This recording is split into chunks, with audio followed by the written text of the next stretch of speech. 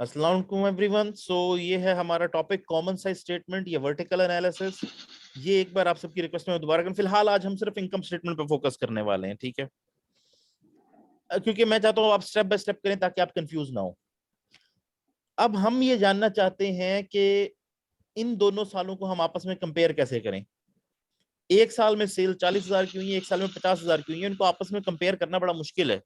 तो हम एग्जैक्टली देखना चाहते हैं कि क्या फर्क पड़ा है, कौन सी चीज में फर्क पड़ा है, कौन सी चीज में फर्क नहीं पड़ा। तो हम इसको परसेंटेज में कन्वर्ट कर लेते हैं।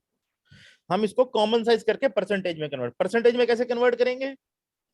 ये पहले साल के अंदर सबसे बड़ी जो फिगर है हमारे पास वो सेल्स रेवेन्यू की होती है। दोनों आप देख लें कहीं पर भी यूजुअली सेल्स के अंदर सबसे बड़ा फिगर आ रहा होगा, ठीक है?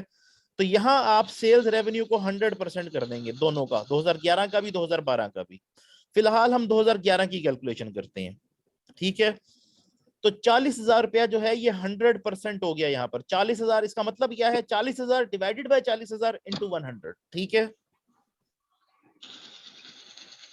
अब यहाँ लिखने की ऑप्शन नहीं है, इसलिए मैं सिर्फ आपसे पूछता जा रहा हूँ, इसलिए आप प्लीज साथ साथ फॉलो करते जाएंगे, क्योंकि ये सबसे बड़ा फिगर है ना, ये 100% होगा, ठीक है?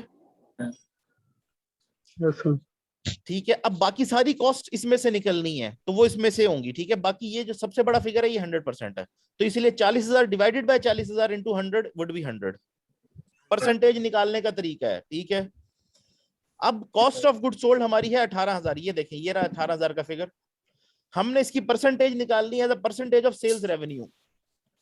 तो 18,000 divided by 40,000 multiplied by 100 percentage के लिए। तो 18,000 डिवाइडेड बाय 40,000 इंटू 100 कितना होगा?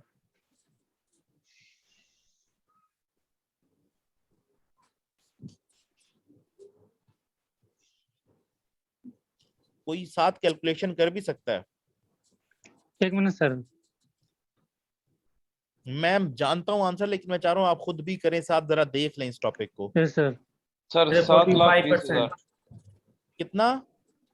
45%। Anyone else?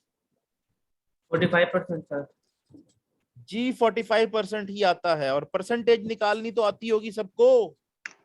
Yes sir. उम्मीद करता हूं। चलें, ये आ गया 45%, ठीक है? ये दूसरा फिगर सीजीएस का आ गया 45%। अब तीसरा फिगर है ग्रॉस प्रॉफिट का, ये वाला। इसको निकालने के दो तरीके हैं, या तो 100 में से 45 माइनस कर दें तो आपके पास फिर 55 बच जाएगा, या फिर 22,000 डिवाइडेड बाय 40,000 मल्टीप्लाइड बाय 100 करेंगे तो भी आपके पास यहाँ पर 55% आ जाएगा, ठीक है?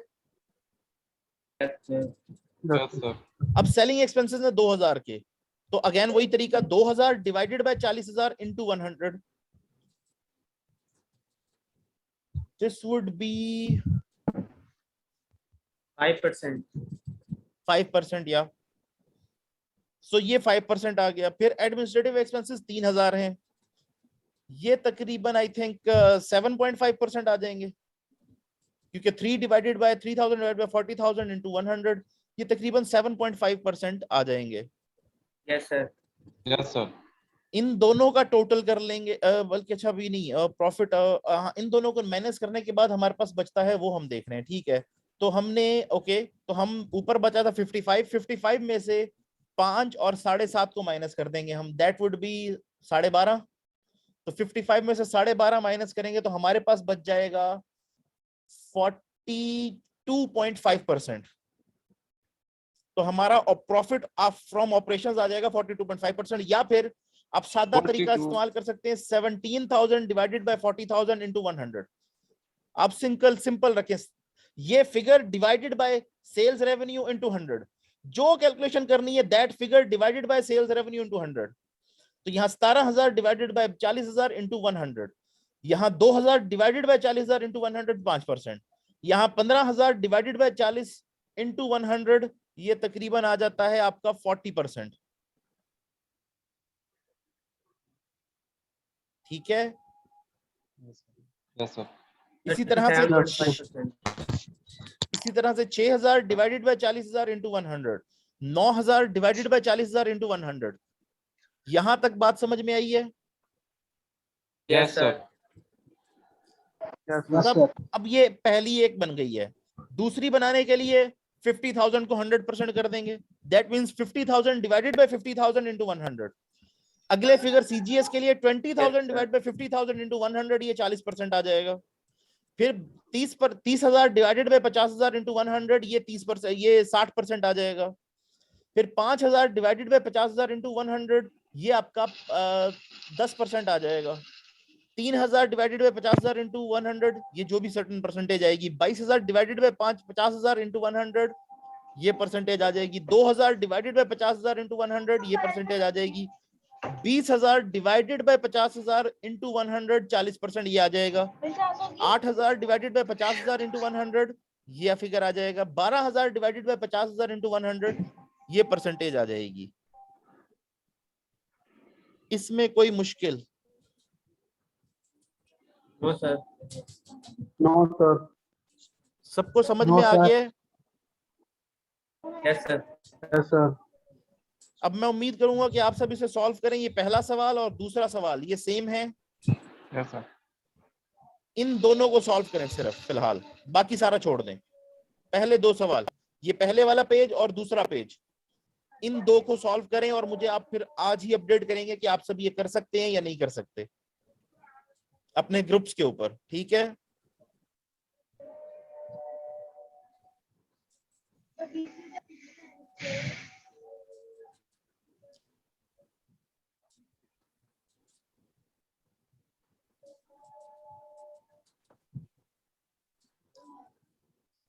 अब इसके बाद मैंने आपको जरा जी स्कोर एनालिसिस के बारे में, एक ड्यू पॉइंट के बारे में मैंने आपको क्लियरली बता दिया हुआ है। उसके बाद अब हमारा टॉपिक था जी स्कोर का।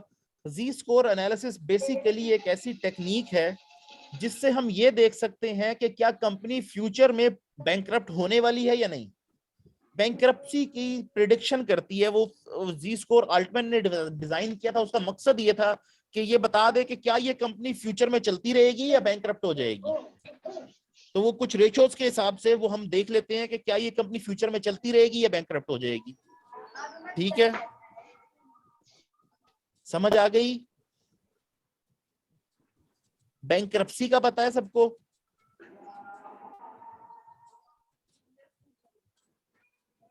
बैंकरप्ट होने का मतलब पता है सबको? क्या मतलब होता है?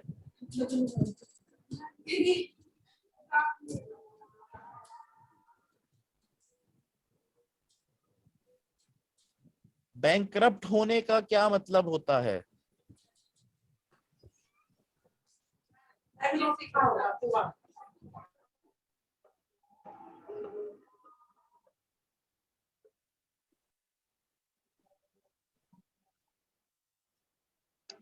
सर नेट स्लो हो गया, आवाज नहीं आ रही साहब। सर आपकी प्रॉपर आवाज नहीं आ रही। Okay, just give me a minute.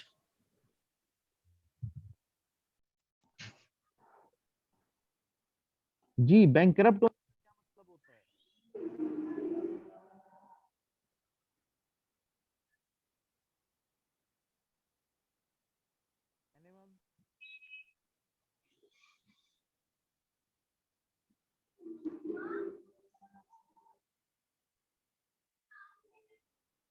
Can you hear me? No, sir. Sir आवाज आवाज बिल्कुल नहीं। नहीं आ रही। Can you hear me now? Yes sir. Yes, yes, yes. Okay, तो मैं ये पूछ रहा था कि बैंकरप्सी का क्या मतलब होता है? कि फ्यूचर में कंपनी बैंकरप्ट होगी या नहीं। वो तो जी स्कोर हमें बताता है ना। बैंकरप्ट क्या यस होता है? सर। सर उसके पास मतलब वो खत्म हो जाता है, सरमाया जो लगाया होता है। कैश या कैपिटल? का दिवालिया हो जाना। जी, दिवालिया हो जाना, जो हमारे यहाँ लोकल लैंग्वेज में हम कह देते हैं। तो बेसिकली बिजनेस बंद हो जाना, क्योंकि पास उसके अपने ऑपरेशन चलाने के लिए पैसे नहीं बचते।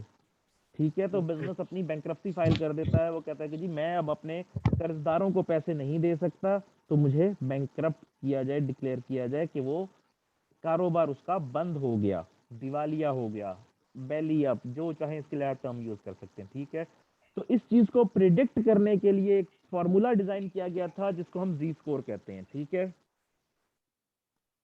मूविंग फॉरवर्ड, अब रह गया टाइम वैल्यू ऑफ मनी को हमने डिस्कस करना है। ये मीटिंग एंड होने वाली है तो मैं एक न्यू मीटिंग स्टार्ट कर रहा हूँ, उसके अंदर हम 1 minute time value of money को डिस्कस कर लेते हैं and then you should all be free, ठीक है।